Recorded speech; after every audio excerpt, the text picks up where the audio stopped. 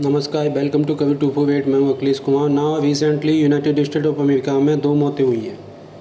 दोनों मौतों की वजह से बताया जा रहा है कि यूएसए में सिचुएशन कभी भी सेम नहीं रहेगी। राइट विंग लेफ्ट विंग में डिवाइड बहुत ज़्यादा बढ़ चुका है। और ये जो 2 चेहरे यहाँ पे आप देख रहे हैं ना, एक तो ये यूक्रेनियन लड़की है जो यूएसए में रह रही थी, जिसे रिसेंटली एक अफ्रीकन अमेरिकन ने बुरी तरीके से ट्रेन में मार दिया बिना किसी वजह के। इसकी जो वीडियो है ये सोशल मीडिया पे काफ़ी वायरल हुई थी। ऑब्वियसली यूट्यूब गाइडलाइन की वजह से मैं ये जो वीडियो है ये आपको दिखा नहीं सकता, मगर दिल तोड़ने वाली वीडियो है। ये लड़की ऑब्वियसली यूक्रेन से यूएसए में गई थी एक बेहतर भविष्य के लिए, सेफ्टी के लिए। और यूएसए में पब्लिक ट्रांसपोर्ट में ट्रेवल करते हुए वक्त एक अफ्रीकन अमेरिकन आदमी, जिसका एक बहुत ज़्यादा पुराना इतिहास था क्राइम का, और दूसरा व्यक्ति यहाँ पे आप देख पाओगे चार्ली कर्क, डोनाल्ड ट्रंप के बहुत ही बड़े पॉलिटिकल सपोर्टर, ओपनली यूएसए में डिबेट करते थे सबके सामने। लोगों से पूछते थे कि आओ मुझसे वार्तालाप करो और डिबेट करो। जो डोनाल्ड ट्रंप इस बार इलेक्शन जीते थे उसमें चार्ली कर्क का भी काफ़ी बड़ा रोल था। और ये और एक विवेक रामास्वामी जगह जगह जाकर डोनाल्ड ट्रंप के लिए प्रमोशन करते थे। और दोनों की मौत पे आपने एक बात नोट करी कि president of United state of America ने पूरे देश को संबोधित करते हुए बोला है कि दोनों ये जो मौतें हुई हैं ये बहुत ज़्यादा गलत है और यूएसए इसको बिल्कुल भी टॉलरेट नहीं करेगा। सबसे पहले तो जो ये यूक्रेनियन लड़की थी जो यूएसए में रह रही थी, उसके साथ जो हुआ है उसके बारे में ट्रंप ने क्या कहा ये मैं आपको दिखाना चाहूँगा। फिर चार्ली कर्क के बारे में रिसेंटली क्या हुआ ये भी हम डिस्कस करेंगे। और फिर हम बात करेंगे कि क्यों आज के समय अमेरिकन मीडिया ये पब्लिश कर रहा है कि nation on the edge, nation इस वक्त बिल्कुल एज पर है। यूएसए के अंदर बिल्कुल राइट विंग लेफ्ट विंग के बीच में पॉलिटिकल और देश हित को छोड़ कर ना बस आप कह लीजिए आइडियोलॉजी की बड़ी वॉरफेयर होने वाली है। आप देखोगे टाइम मैगजीन ने भी इस पर ये आर्टिकल पब्लिश किया है, this is war. Donald Trump और इनका जो राइट विंग जो वहाँ पे इनकी पार्टी है वो ओपनली कह रहे हैं कि लेफ़्ट विंग पर अब क्रैक डाउन करने की आवश्यकता है। ये लोग बिल्कुल काबू से बाहर जा रहे हैं। और आज के समय लेफ़्ट विंग के लोग सीधा सीधा जो राइट विंग के बड़े बड़े इन्फ्लुएंसर हैं इनको टारगेट कर रहे हैं। और सबसे पहले हम देखते हैं कि डोनाल्ड ट्रंप ने किस तरीके से देश को ये बताया कि देखिए ये जो 23 साल की लड़की थी इसके साथ क्या हुआ था। For far too long, Americans have been forced to put up with Democrat-run cities that set loose savage, bloodthirsty criminals to prey on innocent people, really very, very innocent people. In every place, they control radical left judges, politicians, and activists, and they've adopted a policy of catch and release for thugs and killers. In Charlotte, North Carolina, we saw the results of these policies when a 23-year-old woman who came here from Ukraine met her bloody end on a public train. And here's a picture of it. This is the picture of it. ना मैं ये देख पा रहा हूँ Donald Trump genuinely बहुत ही ज़्यादा गुस्सा है इस इंसिडेंट को लेकर। पूरी वीडियो अगेन अनफॉर्चुनेटली मैं दिखा नहीं सकता, सोशल मीडिया पे ऑफ कोर्स काफ़ी वायरल हुई है। बट डोनाल्ड ट्रंप का ये यहाँ पे कहना है कि डेमोक्रेट पार्टी जो है, जो लेफ़्ट पार्टी है यूएसए में, ये इनकी जो पार्टी है रिपब्लिकन पार्टी है, इनका ये कहना है कि डेमोक्रेट जो पार्टी है ये डेमोक्रेट वहाँ पे लोग पावर में हैं। तो ट्रंप ये कह रहे हैं कि जहाँ पर भी डेमोक्रेट जाते हैं वो काफ़ी बार क्रिमिनल्स को ना काफ़ी बार जेल से छोड़ देते हैं और यही क्रिमिनल समाज बाद में जाकर इनोसेंट लोगों को मारते हैं।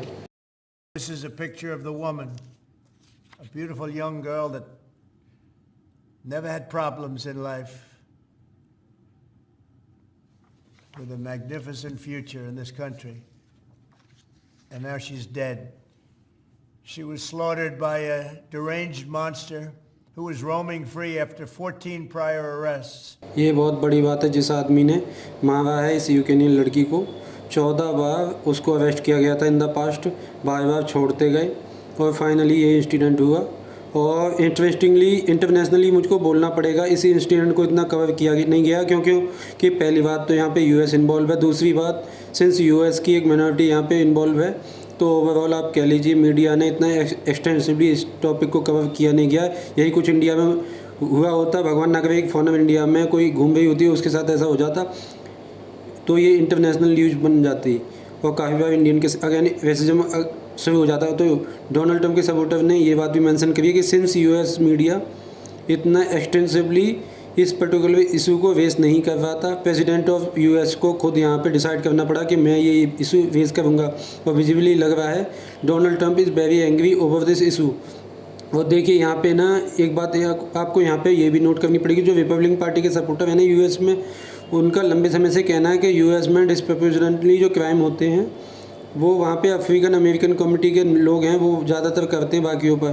तो ये अगेन आरोप बहुत बड़ा है। ये लोग कहते हैं नंबर इसको प्रूव करते हैं, मगर प्रॉब्लम ये होती है कि जब इस बात में पॉलिटिकल लोग खेलना शुरू कर देते हैं, जो यूक्रेनी लड़की का केस हुआ था, इससे ऑलरेडी यूएस बहुत ज़्यादा बढ़ चुका था।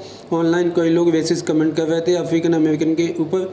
अफ्रीकन अमेरिकन कह रहे थे कि हमको बिना वजह टारगेट किया जा रहा है, एक केस को पकड़ के पूरी कंपनी को टारगेट किया जा रहा है। मगर उसके बाद फिर एक और केस सामने आता है चार्ली कर्क का। उसके बाद तो देखिए राइट विंग और लेफ्ट विंग में जो डिवाइड है ये बहुत ही ज़्यादा बढ़ गया।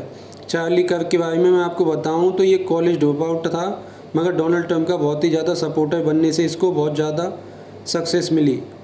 ये बेसिकली डोनाल्ड ट्रंप का आप कह लीजिए प्रचार करता था। काफ़ी बार किसी कैंपस में जाकर वहाँ पर कैंप लगा देना, एक टेंट में बहुत सारे लोगों को इकट्ठा कर लेना और डिबेट करना इस बात को लेकर कि डोनाल्ड ट्रंप की जो आइडियोलॉजी है, जो भी डोनाल्ड ट्रंप के वादे हैं, क्या ये सही है नहीं है। यूएसए के लिए कौन डोनाल्ड ट्रंप बेहतर ऑल्टरनेटिव हैं कमला हैरिस यहाँ पे जो बाइडन से। तो चार्ली कर्क आप कह लीजिए अमेरिका में जो वाइट मेजॉरिटी है, आज भी अगर आप अमेरिका की डेमोग्राफी देखें तो अमेरिका में आप टोटल आबादी देखो तो 36 करोड़ की है, और आप अगर 2020 का सेंसस देखो यूएसए का तो 60% के आसपास जो आबादी है यूएसए की, तो ये वाइट पॉपुलेशन है। मतलब ये यूरोपियन नस्ल के लोग हैं, इनके फोरफादर यूरोपियन थे। बाकी जो अफ्रीकन अमेरिकन है ये 12% के आसपास हैं, बाद में मल्टीरेशल लोग भी हैं 10% के आसपास, और फिर वेरियस और ग्रुप यहाँ पे आपको मिलेंगे। चार्ली कर्क आपको डोनाल्ड ट्रंप का मेन टारगेट होता था, ये जो 60% अमेरिकन पॉपुलेशन है वाइट, इनको ये बताना कि देखिए आपके अगेंस्ट अत्याचार हो रहा है, आपको रिप्लेस कर दिया जाएगा, जो इंडियन आ रहे हैं बाहर से आपकी जॉब खा जाएंगे। चार्ली कर्क काफ़ी बार इंडियन के अगेंस्ट बोलते थे। मुझे ऑनेस्टली मैं साफ साफ बोल दूं, एज एन इंडियन अगर आप चार्ली कर्क के सपोर्ट में बोल रहे हैं कि जी बहुत बुरा हुआ वगैरह, तो ये किसी के मरने पे मैं साफ साफ बोलूँगा बहुत बुरा हुआ। बट चार्ली कर्क की जो आइडियोलॉजी थी वो इंडिया के बिल्कुल काफ़ी हद तक अगेंस्ट थी। ये साफ साफ कहते थे कि अमेरिका को और ज़्यादा इंडियन की आवश्यकता नहीं है।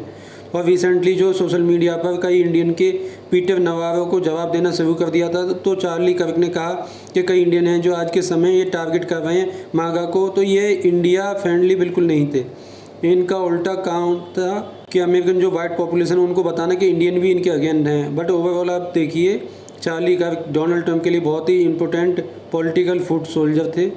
और चार्ली कर्क को किसने मारा, देखो चार्ली कर्क को मारा कैसे, ये भी एक डिबेट कर रहे थे, बहुत सारा क्राउड था वहाँ पर। अचानक से एक आदमी आता है, इनको गोली मार के चला जाता है। FBI अभी तक पकड़ नहीं पाई है उस आदमी को कि चार्ली कर्क को आके गोली मारी किसने। It is very unfortunate. जो भी आप कह लीजिए 31 साल के थे वो, उनकी पत्नी थी, उनके बच्चे थे, एक फैमिली छोड़ के गए हैं। ये एज ए ह्यूमन बीइंग मैं कहूँ बोलूँ तो एक ट्रेजेडी अपने आप में। बट चार्ली कर्क की जो विचारधारा थी, जो इनकी आइडियोलॉजी थी, ये प्रो इंडिया बिल्कुल नहीं थी। और डोनाल्ड ट्रंप को ऑब्वियसली आज के समय काफ़ी सदमा लगा है चार्ली कर्क के मरने पर। और अमेरिकन राइट विंग बहुत ज़्यादा गुस्सा हैं, उनको अब ये लग रहा है कि हमारे इन्फ्लुएंसर को टारगेट किया जा रहा है। लेफ्ट विंग की पहले स्ट्रेटजी सिंपल थी कि जो भी राइट विंग के लोग हैं उनको गालियाँ निकालो, उनको अपशब्द बोलो। उससे जब काम नहीं बना तो अब ये लोग असैसिनेशन करने पे आ गए हैं। जो प्रोमिनेंट वॉइसेस हैं राइट विंग की, उनको मारना स्टार्ट कर दो। तो इससे ये भी होता है कि एक को मारा है, कई लोग डर जाएंगे ये दृश्य देखकर। कई लोग पब्लिक में कमाना पसंद करेंगे, क्योंकि यूएस में आपको पता है बंदूकें तो हर जगह हैं। और यहाँ पे आप देख पाओगे डोनाल्ड ट्रंप चार्ली कर्क के बारे में बात करेंगे। To my great fellow Americans, I am filled with grief and anger at the heinous assassination of Charlie Kirk on a college campus in Utah. Charlie inspired millions, and tonight all who knew him and loved him are united in shock and horror. Charlie was a patriot who devoted his life to the cause of open debate and the country that he loved so much, the United States of America. He fought for liberty, democracy, justice, and the American people. He's a martyr for truth and freedom, and there's never been anyone who was so respected by youth. This is a dark moment for America. Charlie Kirk traveled the nation, joyfully engaging with everyone interested in good faith debate.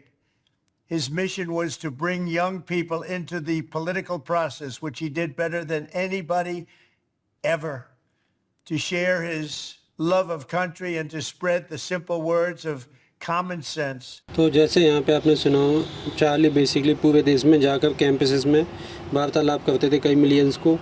Donald Trump की जो ideology है, right wing ideology, उसकी लेकर जाते थे। और Donald Trump काफ़ी गुस्सा है आज के समय इस बात को लेकर कि हिज डैड, और इन्होंने एक स्टेटमेंट ये भी यूज करी है कि this is a dark moment in American history. अब इसके बाद देखना ये होगा कि क्या लेफ़्ट विंग के जो बड़े इन्फ्लुएंसर हैं यूएसए में, उनको भी राइट विंग के लोग अटैक करना स्टार्ट कर देते हैं। क्योंकि याद रखिएगा, यूएसए में गन ओनरशिप आज भी बहुत ज़्यादा हाई है, मतलब बहुत ज़्यादा लोगों के पास यूएसए में गन है। तो अगर ये लोग पॉलिटिकल डिफरेंसेस के बेसिस पे एक दूसरे को मारना शुरू कर देते हैं तो फिर मामला कहाँ जाकर रुकेगा। और अब यहाँ पे आप समझ गए होंगे टाइम मैगजीन भी क्यों पब्लिश कर रहा है दिस इज़ वॉर। अब ऑनेस्टली एज ए इंडियन मैं सब ये चीज़ देखूँ, मैं सिर्फ एक चार बात यहाँ पे बोलूँगा। एज इंडियन हमको बिल्कुल ये सब देखकर केयरफुल रहना चाहिए। वी शुड ऑलवेज रिमेंबर, कोई राइट विंग का हो, लेफ्ट विंग का हो, in the end we are all Indian. आज के समय ऐसे इन्फ्लुएंसर बन गए हैं जो पॉलिटिक्स के नाम पर खूब कंटेंट बनाते हैं और लोगों को आपस में लड़ाते हैं, उनका काफ़ी फ़ायदा होता है। आप सबको मैं बोलूँगा, चाहे कोई किसी भी विचारधारा का हो, in the end they are all Indian. एक दूसरे को कभी भी अपशब्द यूज करना या फिर एक दूसरे के अगेंस्ट बात करना इज़ नेवर गुड आइडिया। कोशिश हमारी हमेशा ये होनी चाहिए, यूनाइटेड पीपल, चाहे हम किसी भी कास्ट के हों, किसी भी रिलीजन के हों, how can be all benefit the Republic of India. बाकी राइट विंग और लेफ्ट विंग में ज़्यादा कोई हो जाता है तो इवेंचुअली देश का यही हाल होता है। आने वाले टाइम में यूएसए को काफ़ी ज़्यादा मुश्किल दिन भी देखने होंगे। इसी के साथ ही ये वीडियो का अंत। Thank for watching measure the good watch overview.